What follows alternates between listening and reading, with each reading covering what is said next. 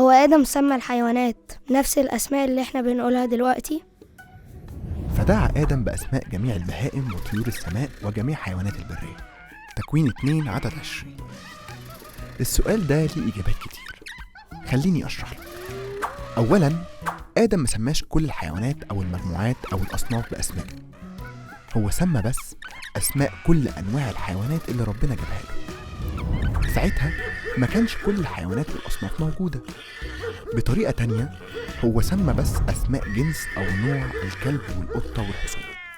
ثانياً، احنا ما نعرفش اللغة اللي آدم كان بيتكلم بيها، وعشان كده مستحيل نعرف ايه الأسماء اللي سمى بيها كل نوع حيوان.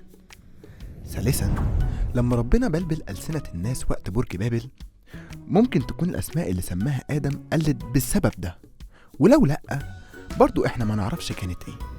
واحنا بندرس الكتاب المقدس هنشوف ان من المستحيل نعرف الأسماء اللي سماها آدم للحيوانات، بس أغلب الظن إنها مش نفس الأسماء اللي احنا بنستخدمها دلوقتي. مثال كلمة ديناصورات، الكلمة دي ما كانتش اخترعت لحد سنة 1841، بس احنا عارفين من الكتاب المقدس إن الكائنات دي اتخلقت من ضمن باقي أنواع الحيوانات التانية، وما نعرفش الأسماء اللي آدم سماها بيها.